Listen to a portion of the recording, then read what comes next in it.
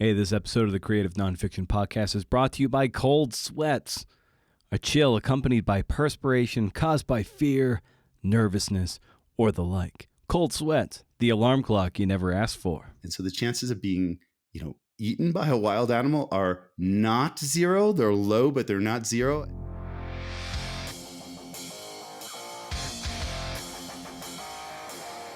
Oh, hey, CNFers, it's CNF Pod, that creative nonfiction podcast, a show where I speak to badass people about telling true stories. I'm Brendan O'Mara. Whoopee! All right, this is great. This is awesome. Michael Finkel is here, and if that name means nothing to you, then shame on you. Michael is the best-selling author of True Story, murder memoir, Mea Culpa, The Stranger in the Woods, The Extraordinary Story of the Last True Hermit, and most recently, The Art Thief, a true story of passion, obsession, and a monumental crime spree. It's so good. Michael brought his fastball to this conversation, and we talk about building scenes, a writer's batting average, that'll mean something, the importance of the 12-minute walk between his home and his office, as well as the time he got fired and how he bounced back from that. Want to know how much it cost Michael to have a book fact-checked? Well, stay tuned. Make sure you head it over to BrendanO'Mara.com for show notes and to sign up for the Rage Against the Algorithm newsletter. First of the month, no spam, can't beat it. If you dig the show, you might consider sharing it with your network so we can grow the pie, and the pie appears to be shrinking. People are eating the pie, but there is no pie replenishment. Get the CNFing thing into the brains of other CNFers who need the juice. The show's listenership appears to be tanking somewhat. I don't know. It's holding serve. But it'd be nice to reach some more people. I guess my charming personality might have overstayed its welcome in the podcast space, but hell, I'm not going anywhere. We'll always take reviews on Apple Podcasts, so the wayward CNFer might say, shit, I'll give that a shot. Oh, and I did it. Well, sort of, but yeah, I half did it. I mean, I whole did on the one thing and then didn't do on the other. So the average is I half did. I deleted my @BrendanO'Mara Twitter account, 2009 to 2023, 14 years. R.I.P. or R.I. rest in tweet. I might delete the podcast one as well. I have to admit, I do feel lighter. There is something of a FOMO going on, but it also just feels lighter. Twitter's turned to X, and just everything that apparently is going to turn into like this, a place where you can like buy stocks and shop and have it almost be like a mall, but with all this other bullshit going on. Like, I'm like, you know what? At least I'm deleting this one. I'm holding on to the podcast one just for a little bit. I might, like I said, I'm probably going to kick that one to the curb too. That pretty much only leaves me with Instagram for social media and Substack notes. I don't see myself adding another social media account. If anything, I might triple down on my ongoing rage against the algorithm. So yes. So that's happening. I'm not on Threads. I did the thing. I joined for 3 days and realized, like, what are you doing? Just stop. Stop this. Make a better podcast. Be a better writer. Don't be a better social media. Shout out to Athletic Brewing, the best damn non-alcoholic beer out there. Not a paid plug. I'm a brand ambassador, and I want to celebrate this amazing product. If you head to athleticbrewing.com, use the promo code BrendanO20 at checkout, you get a nice little discount on your first order. Again, I don't get any money, and they are not an official sponsor of the podcast, though if they wanted to, I wouldn't object. I just get points for swag and beer. Give it a shot. Well, Michael has been a journalist for like 30 years, writing for Sports Illustrated, New York Times Magazine, National Geographic.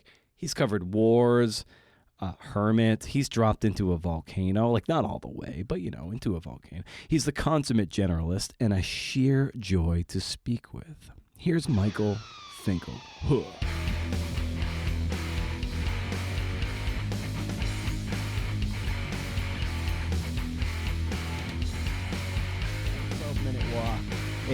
Between your house and your writing place, and just that transitionary period, what it's like to get into the zone, and just how you set up your place so you can adequately access your thoughts, your notes, your research, so you can get the stuff down?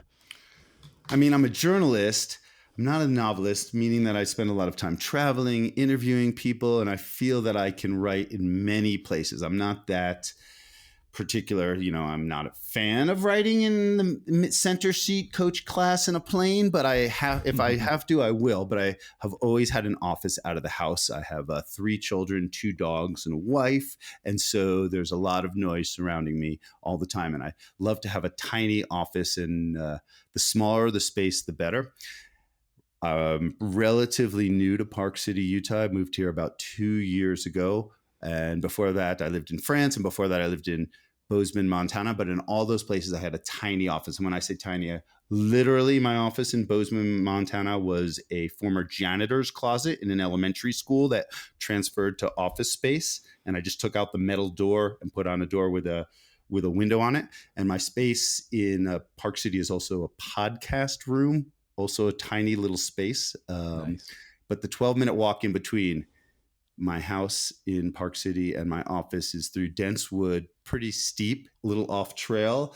And there are bears there. There are bobcats. And so the chances of being, eaten by a wild animal are not zero. They're low, but they're not zero. And I love that sort of idea of moving from one space to another through like this interstitial zone where I'm like, not the highest ranking thing on the food chain. I mean, one of the benefits of being a writer, lots of negatives, but one of the benefits is that you can kind of make your own hours. And my family understands that when I sort of get on that creative groove, I'll just drink a lot of coffee and often work all night into the dawn. Some people say they're not able to do that, but I'm kind of always a night owl. When it's dark, I'm like not jealous that anybody else is skiing or mountain biking, or if anybody in the whole world is having a good time, then I'm jealous of them. I sometimes literally in the middle of the night think, well, it's like 2 p.m. in, Sydney, Australia. They're probably mountain biking there. And then I'll be jealous. But you're right. The transition between a full family-filled, dog-filled house and an office literally with nothing on the walls. It's you ever go to a baseball game and you see like that batter's eye, they call it, where center field, they don't allow people to sit there. I kind of think of my office as my big batter's eye. I don't want in my peripheral vision when I'm sitting at my desk from left to right and all the way in front of me, I like blank walls. And then I'll put all of my research behind me. It's kind of a crazy thing. And I'm like, I have stacks and stacks of research that I can't see unless I actually turn around and grab it. That gives me like it fools me into the fact that there's like tabula rasa, there's a blank slate in front of me and all my research is behind me. And that's when I can really do my writing. I don't know anybody else that does that, but I don't really like to talk to other writers because they make me a little nervous. Oh, why is that?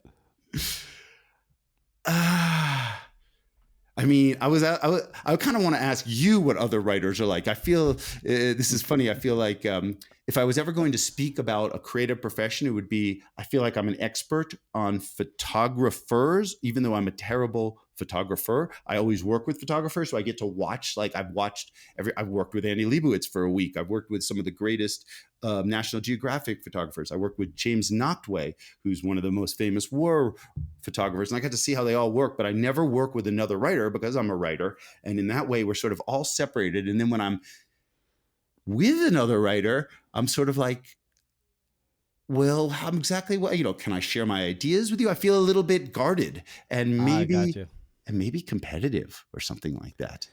But well, that's definitely something that I've spoken with on the show a bit about comparison and even competition and jealousy and like looking over your shoulder and being like, kind of like, there are people who've been on the show who feel like if they talk too much, things they're writing about are going to get scooped or something. They're going to lose their idea. And I think there is some of that, a bit of an insecurity that if you're talking among a tradesman, that maybe it's like, you do want to hold your ideas a little close to the chest. But also it's, there are some people who are just like, speak freely and then, and just go with it in that sense too. I mean, I'm 100% human, so of course I have competitiveness and jealousies and all those other things. I also know a few writers, and they're like, I mean, we're all sort of kind of curious about the world and, have taken extraordinary adventures. And so I love to swap stories. But you're right, there is like a little weird frisson. I don't think any of my best friends are nonfiction writers. I'm very comfortable in front of fiction writers and poets because there's no overlap. And I sort of wish the best for the profession in general. But yeah, I'm human. I guess I don't think anybody who's being honest wouldn't say that they're like trying to measure up to other people that are in the same profession as them. I don't think there's anybody that pure. I mean, maybe Mother Teresa, but I don't think there's any Mother Teresa writers out there. Right. Yeah. I'm kind of like that with some other interview podcasts and like nonfiction podcasts too. Right. I don't want to listen to them because for one, sometimes guests appear on the show where they didn't have time to come on mine, but they appear on others, and I'm just like, oh, you motherfucker! Like, I thought you had no time. Turns out you had plenty of time for Terry Gross, and just a classic Brendan interjection here, and it's never really Terry Gross. It's usually writers blow me off and they appear on long form. That happens frequently, and long form essentially beat me to the punch. They started in 2012. I was like shortly after in 2013. I slacked a bit. There were a couple years there where I didn't put out a podcast every week. They kept going, and they got quote unquote market share, if you want to use a term like that. And as a result, they're the go-to nonfiction podcast out there. So that's where we're at. Coming for you, long form. But I would listen to Terry Gross because she's not strictly nonfiction. But it's one of those things too where I'm measuring myself against the interviewer, and I'm sometimes trying to predict what they're going to ask next. Would they ask what I want to ask? And sometimes when they do, like I have the question, I'm like, oh, this is how I would follow up, and they follow up that same way. I'm like, motherfucker! I'm like, you're good too, and I'm. Well, congratulations! At least you're admitting to being human. I mean, this is all normal, and I think actually the measure of a person. At least this is what I tell all three of my teenage children, is really not how you react when you do well, but when you do poorly, or you clearly didn't do as well as someone else. And then it's a real measure of like your maturity. And I try to be a good runner-up / loser, but I struggle with that, of course. And well, shoot. Well, here's another classic Brendan interjection. And I should say, I like long form. I even might love long form. I have nothing wrong. I have no bones to pick, no jealousies, believe it or not. I love Evan Ratliff. I think he's the best of the three. He's been on this show. I appreciate him. Max, Evan, Aaron, and their whole team, one presumes, are also good people. I don't know. I have no bone to pick with them. Like I said, I don't hate them. I'm no longer jealous. I'm usually more frustrated with a guest who tells me they don't have time to speak with me, but then they appear on that. So I'm like, okay, you did have the time. You just didn't want to appear on my show because it doesn't elevate your status in the same way that long form does. It's all about status. Status rolls. Like Seth Godin says, who's up, who's down. Long form elevates somebody's status. Fresh air elevates. Creative nonfiction podcast, maybe not so much, because who the hell am I? Okay, that's a bit much, and I'm sorry to lay that on you. Yeah, well, the crucible through which this podcast was forged, like back in 2013 when I started it, was I was very much mired in very toxic feelings of jealousy and looking over my shoulder, feeling like I missed my bus, but a lot of people got on the bus and they were starting to ascend those ranks into greater visibility of publication and stuff of that nature. And I was just in this mud puddle of writing these slideshows for Bleacher Report, like winners and losers from the Daytona 500 and like stuff like that. I'm like, Wright Thompson isn't writing these things. And I would just get so... I would just have all these ugly, nasty feelings. Instead of focusing on the work and celebrating people's work I admired, I was just feeling crummy and nasty.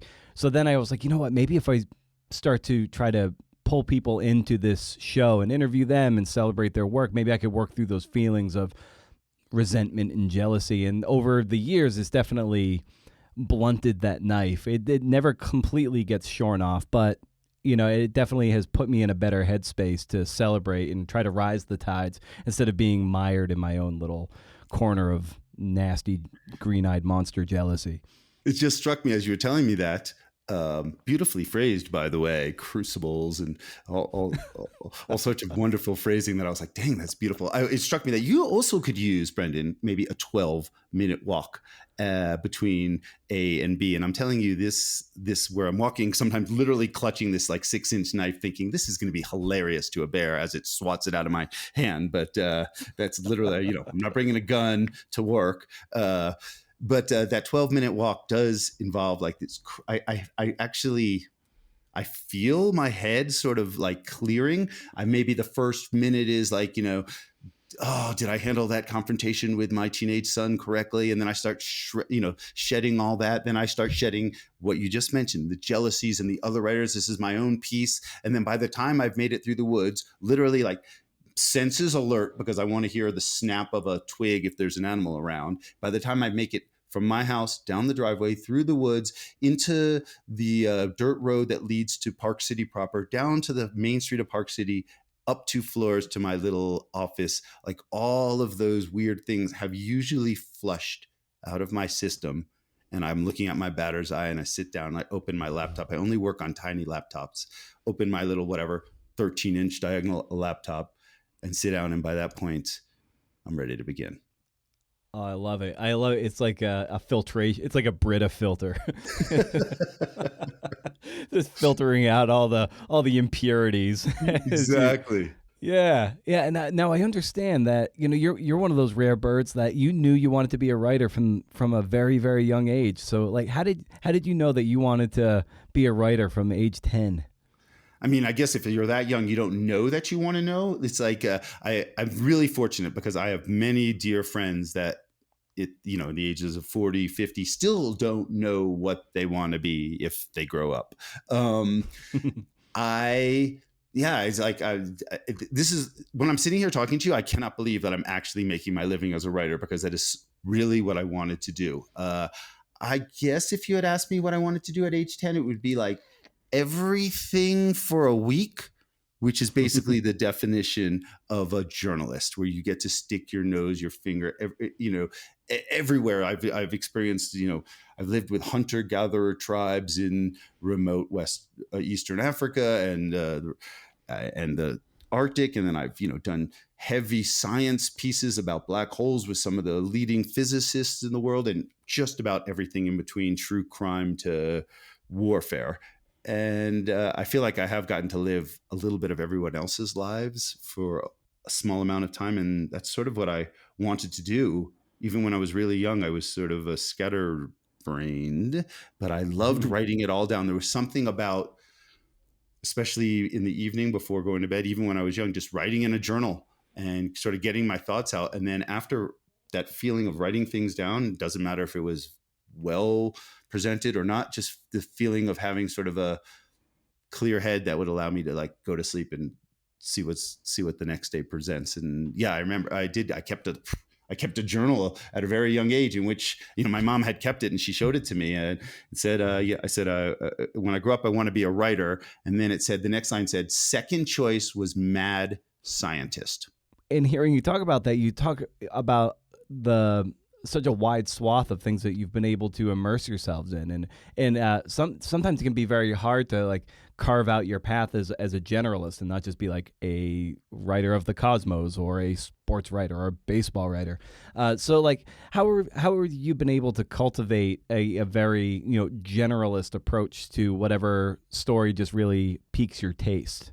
I was waiting, didn't you say earlier that you're supposed to, anticipate the next question? I was anticipating that and wondering what I would say. And actually, I hadn't given it great thought until like right now. I believe that, and I think I've convinced editors that this is the case, that not being an expert at something, for example, let's say theoretical physics, but being extremely interested, I can be a conduit between the readers who may know nothing about it and the experts whose language and vocabulary is so obscure that the people who are just mainly interested can't even follow it. I sort of feel like a translator between experts and just curious readers. And I've convinced myself and editors that this is the case. So, whatever sort of interests me, I love reading and researching big parts of the game and establishing enough of an understanding that I can actually talk to an expert without only sounding mildly uninformed. And I feel like I'm able to translate heavy jargon into workable English. And that's served me well for 30 something years. I can't even control what interests me. It's like criminals have always interested me, but so has cutting edge science. And so has, what are people willing to fight for and die for? I'm interested in what's going on in the Ukraine right now. I guess the mark of a journalist, especially or any nonfiction writer, is what's really happening. And anybody who tells me that they can't find a story idea surprises me, because my biggest trouble is like choosing which among the thousands that sort of come across my consciousness I have to focus on. Now, be it like writers, certainly nonfiction writers, deal with. And I'm not saying that this excludes fiction too, but it's like the nature of pitching and freelancing. There's a lot of rejection, a lot of failure in that sense, and you have to be resilient in the face of it. So, for you over the years, how have you cultivated the scar tissue or the muscle to deal with rejection and failure and still bounce back to still have the incredible body of work that you have? I think if I ever didn't feel a little bad about being rejected, then I would actually question myself. I mean, it's not. That's a really good question. I don't know if I've developed a lot of scar tissue. I think I've been able to cultivate a couple of good relationships always through my career, and there's been some ups and some downs. We can talk about everything, but I've managed to find. I can't even tell you how important a good editor is, and I bet you I know that some of your other guests have said the same thing. It's really when you have this sort of like the verb that comes to mind, maybe you can dance well with an editor, meaning that he or she can sort of understand what you're going for and envision maybe what the finished product may look like. And so I've been blessed enough to have great editors. Even when I started at Skiing Magazine, I was like, hey, they have a ski areas in Iran. Can I go ski there? And the editor's like, yeah, and it's and to this day, I'm working for GQ and sometimes for National Geographic, and there's just quality editors there. And I'll be like, I wrote about theoretical physics, and so now I want to write about volcanoes. And for some reason, while there's lots of rejection along the way, of course, and every single one of them sort of bums me out in a way, I think the relationship that I've been able to have with an editor has sort of mitigated the bummerness of being rejected, because it's usually from someone I know. It's like, hey, we like that idea. We did volcanoes last week, or, we feel that there might be a better volcano dude out there. And so it's always been like, all right, I'll come up with another idea. Sometimes when you're pitching people, and it like, in the absence of maybe having a good relationship with an editor or a previous encounter, oftentimes it's like, well, why are you the best person to write this? And so the danger, I guess, of being the generalist is like, well, I'm just curious about this, and that's like a big driver of a good journalist. Is certainly a good narrative, long form journalist. But sometimes the curiosity isn't enough. It's like, well, it'd be nice to know that you've written like 3 pieces on black holes and stuff like that if they're going to turn you loose on a feature on the Webb's telescope or something. So it's like, yeah, you're going from skiing to like volcanoes. It's like, well, you had that relationship that allowed you to like be able to go from the tops of the mountains to then being plunged into a volcano. I mean, also like there's, I'm just going to call it like journalist batting average. I think, in baseball, if you get, 3 out of 10, you're practically in the top, you're leading the league. If I'm batting 100, like 1 out of 10 of my ideas are accepted, that's pretty dang good. Like I used to have lunch with I worked for Sports Illustrated for a long time back in the day, like in the early 2000s, and I would come with like 25 ideas to my editor. It was always like weird sports, strange sports, things they didn't have a full-time person on. And if I had one of those 20, 25 ideas accepted, that was pretty good. Two was fantastic. So that's batting less than 100. So I guess there's also that in my mind. Like I know that most of these are going to get swatted away. And so I'm not bummed out by any particular one. And like I said earlier, I think the world is filled with stories. Like there's hundreds of them constantly, that go across my mind. I read the news and I'm like, well, that wasn't deep enough. That wasn't explained to my satisfaction. I bet you I might be able to dive a little deeper in that. Yeah, and it's great to hear you talk about the batting average because in baseball we know that at 70% failure rate it makes you a Hall of Fame hitter. Just being batting 300. But when we don't know the batting average of putting out queries out there, we feel like every rejection is it is just tinged with failure and judgment. But when you hear batting 100 is actually like that sort of quote unquote, that's an all-star batting average. And if you know that, then you can have the courage and the confidence to be like, oh, I rejected 9 out of 10 times. Well, that's normal. Actually, that's really good. So you just keep going in the face of that because you know the numbers. Right. Anybody listening to this, please know that you're going to get rejected. I mean, yeah, batting 100 is fine in my I've had a long career in lots of magazines and newspapers. That's perfectly fine. So some people do have trouble generating ideas, and it is like there's so many elements to being a nonfiction writer, and that's one of them, like idea generation. And I know people that are like, oh, I can't generate ideas. I wait for my editor to give them to me, and I've fortunately not been that type of person. Yeah, and when I was reading your website, and you have this really wonderful like bio, just kind of like laying out the beats of your career, and it was really illuminating reading that. And there was a moment in reporting where you had created this composite character that ultimately led to you losing your job at the New York Times. And I just wanted to like go to that moment because that's like that's a fork in the road. That's kind of how do you pick yourself back up from something of that nature? So maybe you can just expound upon that and how the decision to do that, and then how you bounce back from it. Yeah, so this is almost a quarter century ago now. This is year 2000. I think I've mentioned that I'm 100% human, flawed to the, filled with flaws. And I was working for the New York Times Magazine. That was like the greatest job I could ever have. And I handed in a story that was where the main character was what's known as a composite character. Didn't make up any quotes, but combined lots of quotes together. I was on assignment in West Africa writing about accusations of slavery on cocoa plantations. Cocoa, the chief ingredient in chocolate. So chocolate, slavery, two words that are pretty explosive placed next to each other.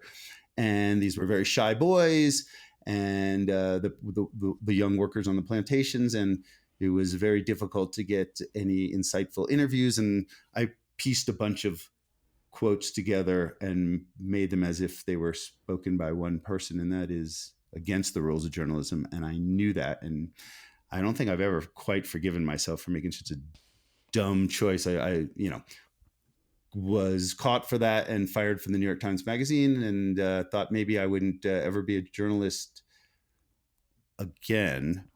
And I don't use the phrase divine intervention very lightly at all, but literally the day I was fired from the New York Times, I received this phone call from another journalist who I thought was going to write about my fuck up. And he informed me that a person was just arrested in Mexico, wanted for 4 murders, and he had been going around. Yeah, I talk about changing the subject. And he had been going around telling everyone, this is a 10 most person on the 10 most wanted list of fugitives. He'd been telling everyone that his name was Michael Finkel, that's my name, and that he was a journalist for the New York Times, which was my job until literally 24 hours before that. And suddenly, within a day of being fired by the New York Times, I was like, oh my goodness, I'm in the middle of this ridiculous story, and I have no other way to work myself through it except to write. Even if none of this will ever get published again, I feel like I pulled out my pen, all my journalistic spidey senses were buzzing on maximum. And I'm like, I have to figure out why this guy took on my name. And I was immediately working on my first book. So that is about as fortunate an occurrence, a weird, strange occurrences can ever happen in one's career, not only getting fired, but also suddenly being thrust into the middle of an explosive murder case. And then like when you're, like going forward, you're able to kind of bounce back from that. And were there any encounters with editors who kind of viewed you as someone that had like, you had like the scarlet letter or something? Like did you have to contend with that at all? Yeah, of course. And probably, no, not probably, deservedly so. The only thing I can say in my defense is like, wow, it's kind of miraculous to have a second chance. I don't think anyone's ever going to have a third chance. And so I have felt the burden of making sure that my nonfiction is as nonfiction-y as humanly possible. I hire for my books, I hire 2 independent fact checkers. I like the fact checkers not only to check me, but almost to check each other. And if I'm 99% sure of something, I cut it out. I don't put it there. I don't put it in my book. And so it's sort of changed the way I work, which is I want to be even beyond any sort of expected degree of accuracy. I wanted like to be beyond that because I feel that having been burnt, having made a mistake once and been caught, that I have to be the cleanest possible journalist. And so I've prided myself on not only handing in clean work, but also working on extraordinarily unbelievable stories at the same time. And I feel like the reader, just knowing that this has been thoroughly fact checked, that allows you to sort of, if you're enjoying a book and the fact that it's true changes sort of your equation. When I'm reading, I don't know about anybody else or you, Brendan, like there's like a little bit of a different thought process going on my head between when I'm reading a novel and when I'm reading something nonfiction. When I'm reading something true, there's like, this really happened, or wow. It sort of adds a little more frisson. I enjoy reading both, but I really only like writing nonfiction. Anyway, my stuff is true. Oh, for sure. And to that point too, like there was one biography I read recently, and there was a moment I was speaking with one of the people who just had a little the book is Bowerman and the Men of Oregon, and one of the runners in it, Dave Wilborn, who's just a source for something else that I'm working on. He's like, oh, have you read that book? I'm like, yeah. He's like, yeah, there was a scene with me in there. And it's just like, part of it is true. He exaggerated it way more than it was. But he's like, I guess there was just some creative license. And when I heard Dave tell me that, it all of a sudden it was like every interaction in that book now, I'm like, did it happen this way? Or did he turn it up to 11 just to make it a little more, to put a little more zhuzh on a scene? And I would rather it be a little duller but 100% true than being a bit amped up for the sake of drama. And now it just kind of colored the entire book. Like, I don't know what's true and what's not. And that's what happens when you don't like adhere to the rule and the contract of writing a nonfiction book. Right. And I want to emphasize that I kind of feel the same way as you. And that is why if I have a choice between any sort of, it's always going to be accuracy has to trump absolutely everything, especially for me. But that doesn't mean that it can't be an enjoyable or rollicking or funny or unpredictable book. I find that being extraordinarily accurate, or as accurate as humanly possible. If you want to scour every page, you might find a mistake. I'm human, and so are both my fact checkers. But yes, I agree with exactly what you just said. If you feel like there's one exaggeration, then it colors absolutely everything. And I would rather make my book, I don't like to use the word duller, but I would rather take something out that I love. If I'm not really, really as certain as possible about it, I just remove it. And so I do want to stress for like the fourth or fifth time already in the last 10 minutes that that my nonfiction works are 100% nonfiction to the best of human abilities. And for those who might be curious about, and I think a lot of authors too, like it's almost incumbent upon us to hire fact checkers now. I think it back in the day, maybe in the glory days, the publisher would supply it, but I think nowadays it's more on the author's shoulders. How much does a really good fact checker cost? I don't think that the price of anything in this business is really like regulated. Right. I think that, I mean, it depends. Since we should probably talk nuts and bolts, this is the creative nonfiction podcast. I bet you there's people listening that are wondering. So it depends. This book, The Art Thief, takes place in Europe. So there's a lot of French, there's a lot of German. So that's a little more work, but $5,000 to $8,000 per fact checker for checking a book, 100% out of my own pocket. And Mm-hmm. I know it's like, I understand how much in advance some people are getting paid. And that could be 50% of your advance. For me, it's essential. But the crazy part about that is, for people that aren't, it's such a tough business to make a living in. I could see people cutting that out, and I completely understand it. And I don't think the publisher will stop you from not having it fact checked. It just won't be fact checked, and that is kind of worrisome to me. Yeah, and I imagine that this book was a challenge in a lot of ways to not only to fact check, but I think for you as a reporter, I think you spoke with your central figure here of name. I want to make sure that you pronounce his name before I do, because I will massacre it, and I suspect that you are well rehearsed in how to pronounce his name. But you did a lot of your reporting in a second language for you, and a first for him in French. Is that right? Yeah, so I like to anglicize Stefan Breitweiser's name, Stefan Breitweiser, like Budweiser, Breitweiser. I think that'd be fine. He puts a little bit of an Alsatian accent on it, but it's he also, Stefan himself likes American. He likes American accents. So yes, we spoke to each other in French, which is Stefan Breitweiser's native tongue, and I recorded everything and even used a professional French translator for just phraseology that was a little unfamiliar to me. But it's funny that you bring that up, Brendan. I speak French fluently with a terrible accent, but I lived in France for almost 7 years, so really got a good handle on the language. And you can get away with stuff in another language that almost permitted me to be. God, I actually not talked about this before, so I want to make sure what I'm saying is right.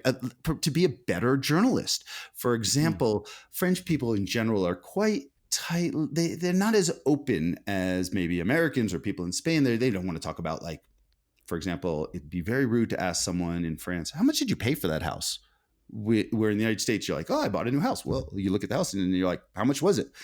And I know these rules, but because I have a very thick French accent, it's clear that it's not my first language. I can go right in there and ask like very personal questions that I know are sort of taboo-ish, but you can get away with it because I could just see the person's eyes like, "Oh man, that's not a French person." "Well, yes, I paid 500,000 euros. And you get the answers. And so I was able to kind of get away with some of this stuff with Stefan Breitweiser. For example, as in all Romance languages, there's a formal tense and an informal tense. And an informal tense is what you use between friends. And formal is sort of like business associates, or, when I'm talking to the principal of any of my kids' schools or any teachers, it's like, Mr. this, Mr. that. And I wanted to be like Steve, Joe. And so with Stefan, I switched to the informal tense earlier than a French person would.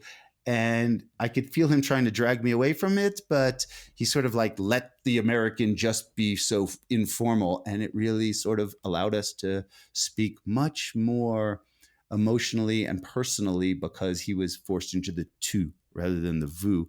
And I don't want to get into the weeds of another language, but it really allowed me to be closer to my subject. And the fact that I wasn't a native French speaker, I could get away with some sort of rude-ish personal questions that maybe a French journalist couldn't. Struck me also is how the patience of which you exercised to get this story. Stefan, you wrote several letters. He definitely had no interest in talking to an American journalist, but eventually, for lack of a better term, you wore him down or earned his trust. And how did you go about earning his trust and then being able to uproot the family? We're moving to France, and I'm gonna report on this incredible, prolific, and also tragic story of an art thief. I mean, I think in one word or less, my working style is inefficient. Oh my goodness. So yeah, a couple of things. I wrote a letter. I read a tiny article in a French online French newspaper about this art thief. There was three amazing facts that just like came at me one after another. Number one was the fact that he stole from 200 museums and churches. By the way, the second most prolific art thief stole from like 19 museums, so there's not even really a second place. Most prolific thief of all time. He stole non-violently, sometimes with guards and tourists in the room during the day. I mean, that's also extraordinary. And then the third thing, just like blew all my journalistic senses into the red zone, which was that he stole for love of art, hung up an estimated $2 billion worth of art in this little basement, attic bedroom that he had, and he shared with his girlfriend. So I'm imagining, this like room in the Louvre, but yet in a tiny house in the suburbs of France. And so I wrote Stefan Breitweiser a letter. He hadn't spoken to a journalist in a while, and it took him 8 months to respond to my poorly written French letter. And during that 8 months, we had actually moved to France. And now that had nothing to do with the art thief, but okay. My wife and my three children, really, we wanted to, my wife and I wanted to introduce our kids to another language and culture. And we'd always loved France. And like I said, I spoke a little bit of French at the time and got a lot better, very quickly. But it had nothing to do with the art thief. In fact, his return letter was sent to my house in Bozeman, Montana. And my friend who was collecting the mail, she sent that letter back across the ocean to France. And so we wrote letters to each other for 4 years before Breitweiser finally agreed to meet me for lunch. And even then, he said, I don't want you to bring a pen. I don't want you to bring a tape recorder. Just come yourself. And I didn't bring anything. We just met for lunch. And I suppose my goofy accent and something else, it was just sort of like a tryout. After that lunch, he said, okay, I agree to be interviewed by you. And then we spent 40 to 50 hours together, including walking through museums. And by the way, walking through a museum with like the world's greatest art thief is quite the experience. I was riveted by, just the opening chapter, how you were able to recreate that. And so something of an anatomy of a scene, like how is it that you're interviewing Stefan for these kind of things to get the most minute detail that helps put us there, because you weren't there during this particular Adam and Eve statue art thief, but art theft, but you're able to evoke it so well. So when you're building a scene like that, how are we getting into it? Right. So I have an opening chapter where it's a beat by beat explanation of how Breitweiser steals a work of art. Now, how am I able to write that with confidence after I just got through speaking for what seemed like quite a long time on how accurate everything is? So let me just tell your listeners. So first of all, Breitweiser himself had a a ghost written autobiography. So he had already published something only available in French and German. And then there are tons of police reports that sort of detail the crime. Then there's Breitweiser's own. I interviewed Breitweiser extensively about this crime, but no, none of those things were good enough. I actually went to the Rubens House Museum, which is where Breitweiser stole the ivory Adam and Eve that opens the book. And by the way, Breitweiser is banned from most museums in Europe. So he put on this light disguise, these fake eyeglasses and this baseball cap that he kept low over his head. And I'm thinking to myself, by the way, as I'm going into a museum with the world's greatest art thief, like, what's the plan here, Mike? I'm thinking to myself, if he actually steals something, like, do I turn my own subject into the police? And luckily, I did not have to cross that moral boundary and like seeing what's happened. But Breitweiser literally recreated step by step how he committed that crime. He's like, first I went into this room, then I looked here, then I went into this case, then I went here. My girlfriend was right here.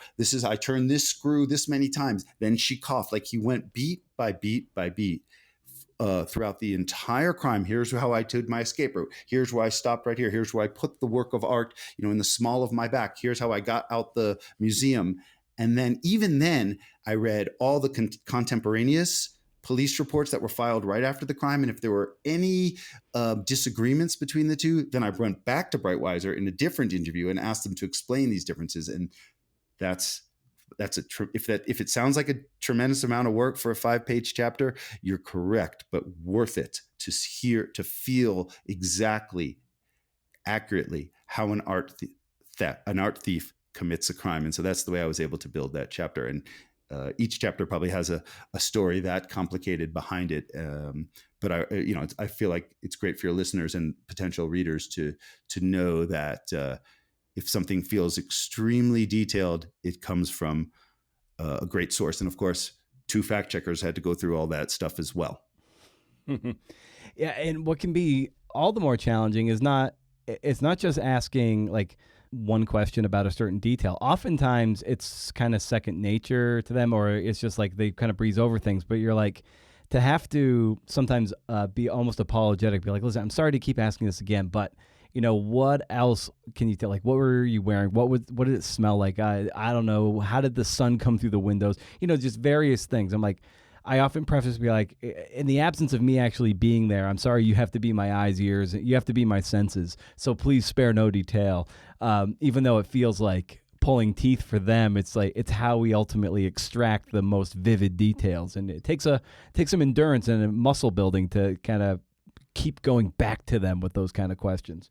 Well, I'm glad you brought that up. So first of all, I do not apologize for being extraordinarily curious, but I do, you'll probably not be shocked, have a reputation for wearing someone out. We did 40 to 50 hours worth of interviews or time together. And I think at that time, the Stefan Breitweiser, the art thief, was quite exhausted. But I not only asked things like, okay, so just like you mentioned, so the sun was slanting through the window like this. And then I will later, just to double check, like 20 minutes or 30 minutes later in the interviews, I'll say something like, so the room was dark. And he'll be like, no, the sun was coming through. And I just want to know, because sometimes people, especially if I'm speaking in another language, and sometimes subjects just want to agree with it. He'll be like, yes, the room was dark. And then I'll be, wait, stop. You told me that the sun was. So I'll ask a question that I know is almost wrong, like a faux naif style. And just to see if the answers are accurate. So you were with your girlfriend? You'd be like, no. I told you I was not with her. Or you put the girlfriend on this bench? No, I told you I put her in front of the doorway. And I'll ask these sort of dumb sounding questions just to make sure the negation of the question gets the same answer, if you're following me. When it comes to writing it and pacing in the hands of a less skilled writer, the tendency might be to like rush through some of these things because it's very intense, and and there's suspense there. Is he going to get caught? How is he doing this when there's tourists around and there are security guards, and yet he's able to use a Swiss Army knife and take these tiny screws out, and yet like you have the skill to sit with it and not rush it. So in over the course of your writing, how are you cultivating that sort of that internal clock for you to be like, okay, this is a moment where I need to actually slow down versus speed up?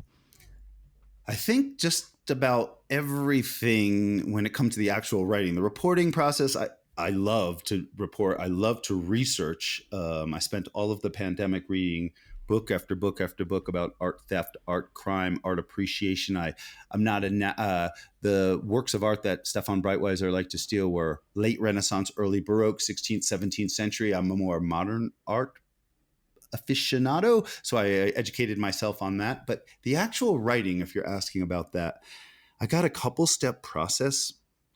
I think it's, again, the theme of the day is inefficiency. So I don't know if anybody else should do this, but while at the same time that I have all this information and all these micro moments and all these like little details and beats and all this amount of research, I also want to write in the most loose and like good spirited feeling as possible, not feeling like I have a head crammed with details that I'm trying to put out on the page. And it's like, how do you achieve like this like this looseness when all you are is like tight with information and research. So I do what I call my block of granite draft.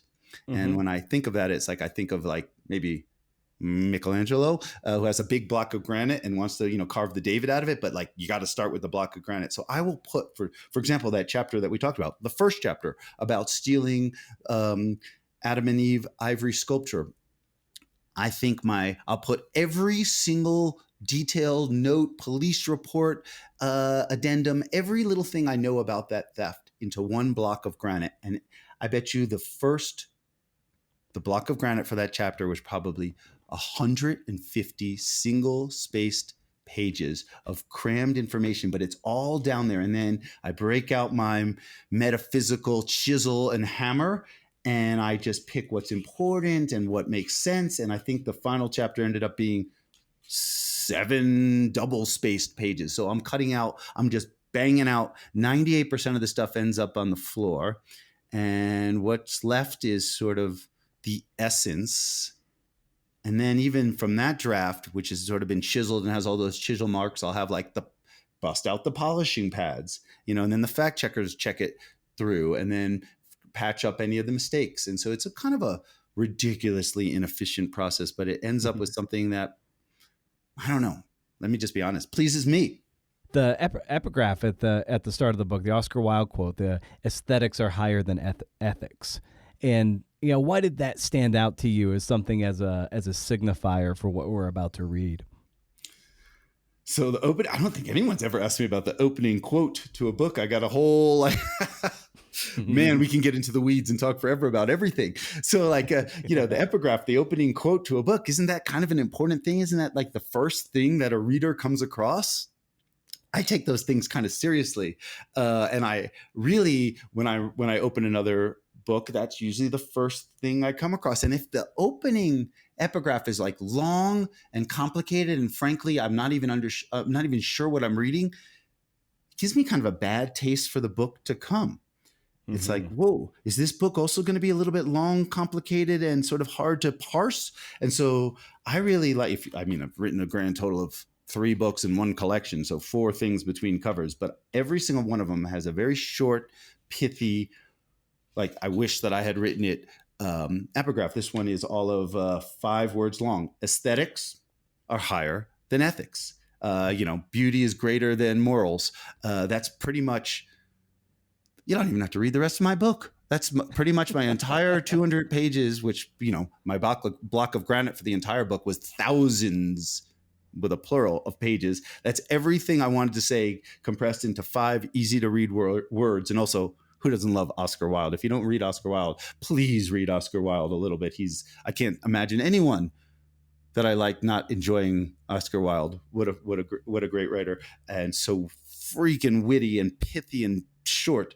And I've just over-explained the entire reason for picking an opening quote, but that's it. It has to be short, perfect, and beautiful. I probably had like, inefficiency being the theme of the day, I probably had like 100 choices. And that one really just jumped out to me as like, this is a perfect entree to the book. Anybody who reads that quote isn't going to be like, I'm lost, I don't understand these 5 words.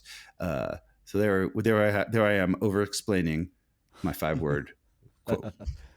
And I love tales of obsession. I love people, like singular drive, people who have almost pathological desires and drive. And that can be a quarterback, that could be Tom Brady, or it could be, in the case of an art thief, in Stefan Breitweiser. So it's like, is that something that you're particularly driven to, just these obsessives and the ends to which they'll go to exercise their craft?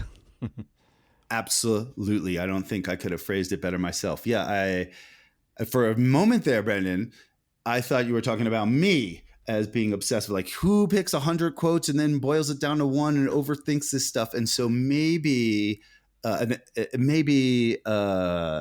look for people who have, I'm not a criminal, but somewhat of a obsessive person. I want everything to be as right as possible. I mean, I want writing by its very nature is imperfect perfection. It's like there's no, oh, you wrote a perfect paragraph. If I ever wrote a perfect paragraph, I think I would retire. There is no such thing. Perfect page, perfect chapter, perfect book. Oh my gosh, I'm trying to write the perfect sentence. I don't even think clause I've even managed to do so. An obsessive person in a imperfect profession either will be maddening or beautifully challenging. I'm the latter, and I guess I look for subjects that have strange obsessions. Maybe I'm familiar with that. I'm an obsessive skier. I will ski almost every single day that I can manage the time in between caring for 3 children, 2 dogs, 1 wife, and having a busy writing career. But I'll you give me 90 free days, I'll ski. I was about to say 85 of them, but let me correct myself. I'll ski all 90 of those days. And so I look for people that have I'm not monofocused since all my topics are all over the place, but once I settle on something, I do want to be like, oh yes, I need to read everything written about art ever. 200 books later, I have 9,000 books to go. But I think the subject, the art thief, even the hermit that I wrote about previously, maybe not the murderer, we'll put that to the side, have had many of the people that I've written about for magazines and newspapers have had extraordinarily obsessive personalities, and sometimes the obsession leads right to illegal behavior. And I am fascinated by that. And perhaps the obsessive sort of see something in me that allows them to speak to me more openly than they might with another journalist, especially people that have done wrong. I'm rather than shying away from the errors of my past, I think that some journalists can approach you with this holier than thou attitude, like they are the paragons of moral behavior, and I cannot and do not ever approach someone. I'm like, dude, Stefan, I'm a flawed person too. You've made mistakes. I've made mistakes. You've been in prison. I've been in the journalistic doghouse. Not exactly the same thing, but I'm not coming at you as any sort of holier than thou person. And maybe that also allows some people to relax a little more and speak to me person to person. Yeah, and you got towards the end of the book, when you're trying to actually kind of like, how are you able to pull off all these elaborate art thieves, like in public, in front of people, and then he took your laptop and you didn't even notice, and you're like, oh my God, this is like a sleight of hand artist, magician, and you're like, wow, I guess he's well practiced, but that's how he does it. Yeah, I'll never forget that moment. We were in a tiny French hotel room where Breitweiser, the art thief, liked to do his interviews away from the public eye. He's sort of recognizable person in the Alsace region of northeastern France. And, in these tiny hotel rooms, I would put my laptop just on the side. There was only be one chair in these tiny hotel rooms. And I was raised politely. Thank you, Mom. And I would always allow Stefan sat in the one chair in the room, and I would usually sit on the luggage rack. And we had this tiny little desk between us, and I'd push my laptop to the side. But, Stefan was extremely well read and could make references to artists that I had not heard of, and I would want to open my laptop and see who this artist was. And I usually maintain eye contact during an interview and let my digital recorder pick up the conversation. But I do take notes about things like facial expressions and gestures that won't be picked up on my recorder. And I'm asking Stefan, like, how is it possible, even though we've gone beat by beat over several of your crimes, I still can't quite understand how you could steal when there's a guard in the room or other tourists in the room, even if they're listening to like audio guide headphones. And he stopped the conversation in the middle of this line of questioning and said, did you see what I just did? And I hadn't seen it. And he stands up, turns around, and my laptop computer is in the small of his back. He had stolen it right under my nose. I must have lowered my eyes for a couple of seconds, scribbling down a note. And that moment was so like extraordinary to me, because I like to pride myself on noticing stuff. I'm a journalist. Like I couldn't, I just simply forgot. Breitweiser is really good at reading like human psychology. Like if there was suddenly like a Christmas tree in my hotel room, I would have noticed immediately, but the absence of something takes an extra layer of observation. The presence of something, sure, I'm great at noticing that, but the absence of something, he knows and I didn't actually know that he knew, that the absence of something is sort of much more difficult to ascertain. And there was my laptop, small of his back. He had just taken it and then sat right back down as if nothing had happened. And that brought home in the most visceral possible way how Stefan Breitweiser could steal a work of art in broad daylight in a crowded museum. Well, it's such an amazing book and such a fun read, and we could talk about it for several more hours, but I do desperately need to give you back the rest of your day. So as I like to bring these conversations down for a landing, Michael, I love asking the guest for a recommendation for some kind for the listeners, and it could just be anything you're excited about that you feel that you're confident recommending to people. So I extend that to you, Mike. Oh, yeah. So let's make a recommendation in the realm of nonfiction. And I have two authors that I'd like to recommend to your listeners. I hope everyone has read some John McPhee, who's still writing. He's a professor at Princeton. I believe he's in his 80s. John McPhee, American journalist, has written numerous books, worked for the New Yorker forever, still does. He was is one of my journalistic heroes at combining intense, accurate research and just gorgeous novelistic writing. If anybody has not read John McPhee, what's the one that struck me the most? I would say Coming into the Country, which is about his time in Alaska. And, I'm speaking to you from Utah. I used to live in Montana, so the wild parts of the United States appeal to me deeply. John McPhee. And then the second one is a Frenchman whose works have all been translated, but I read them in French and in English. This is Emmanuel Carrère. And if you do not know Carrère, Carrere, if you do not know Emmanuel Carrère, everyone go out and buy The Adversary in English translation. I believe it is 100. Here, I have a copy of it here. It's 185 pages long, short, amazing, beautiful, just crushingly fascinating nonfiction, and he's written some fiction, but Emmanuel Carrère and John McPhee are my two recommendations. Oh, amazing! And for McPhee, I likewise he's something of a hero of mine, and he's so funny too. And the survival of the bark canoe is what put me down this road of narrative nonfiction, narrative journalism, and that's the book that turned my world from black and white into color. So anytime anyone brings up McPhee, I light up.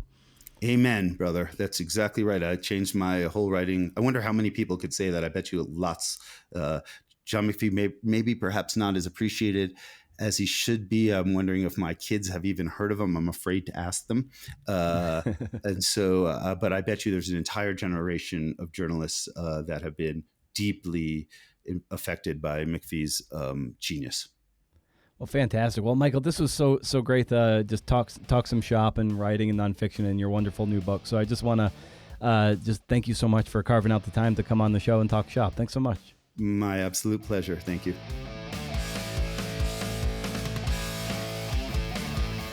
Oh man, thanks to Michael for coming to play ball. He brought it. He brought the heat. Four-seamer, right there. Little rise at the end. Go find him at michaelfinkel.com or on Facebook, Finkel Michael, or on Twitter at Mike Finkel. Don't forget to sign up for the Rage Against the Algorithm newsletter over on Substack. The newsletter and the podcast subscribers is really all I care about. It's elective. It's permission-based. It's the best. Social media companies can change the rules. We've been experiencing that firsthand this past several weeks and months and maybe even years. If you want to really level up your support, you can always visit patreon.com/CNFpod. I got to change my tiers. I've been saying, anyway, patreon.com/CNFpod. For now, the show's Twitter is at CNFpod. I might delete it.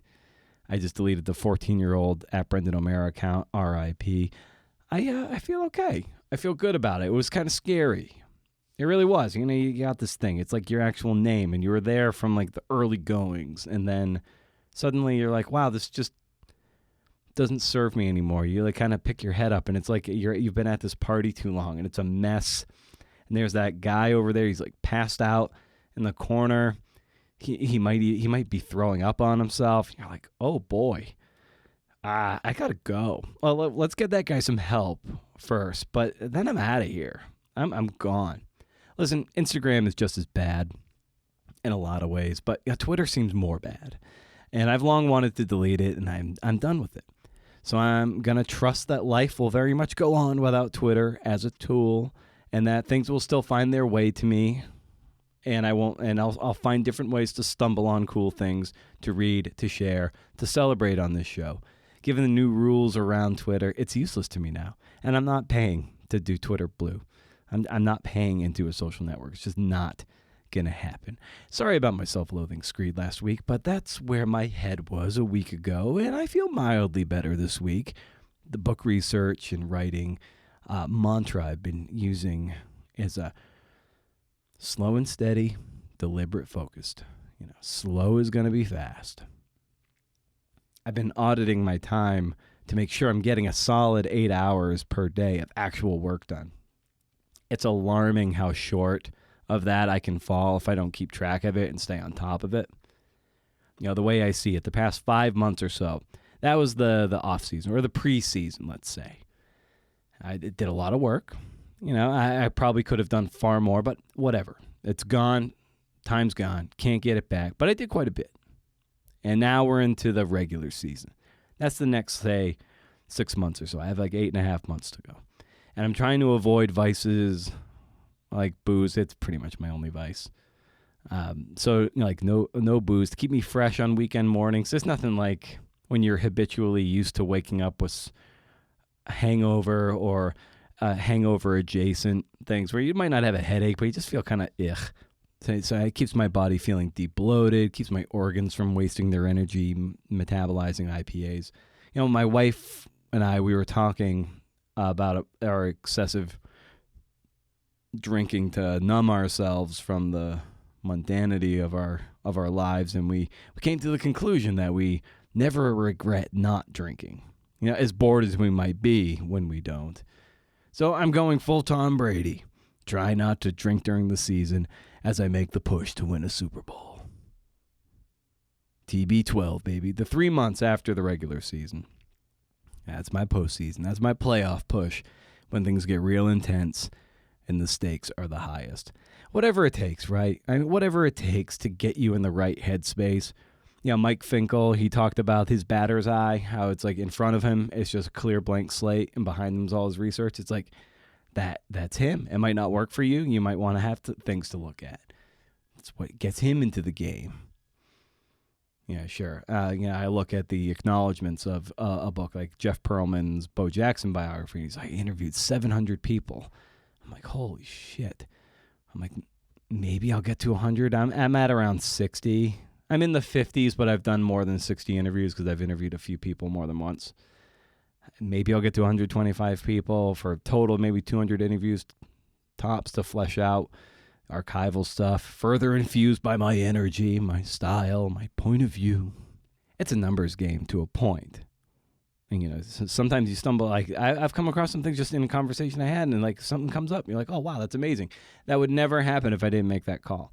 Eventually, you have to turn that faucet off. But you have to remember who you're trying to serve in the end. Like interviewing 700 people impresses fellow writers and journalists, but does a reader give a shit? No.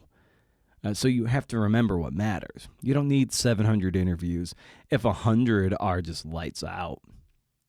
And sometimes there just aren't enough people. Sometimes you don't have enough time. Sometimes you don't have research assistants or people to transcribe for you. So you just got to do your best. I mean, I look at 700 interviews. I'm like, where do you find the time? And then to go through the transcripts, I don't understand. There has to be extra hands involved. I have to think so. Otherwise, well, I don't know. The thing is, you ask yourself, have I done my best to date? Well, probably not, but I still have some time to course correct and still do a fine job. And that's really all I can hope for. And I think that's all we can hope for. We can't. I always tell people, and I tell myself, to run your own race. Bronwyn Dickey says, plow your own acre. And this is the acre I have to plow, and I just got to do it as best as I can. And so that's all I can do. Still got time. Slow and steady. Deliberate focus. Stay wild, CNFers. And if you can do, interview. See ya.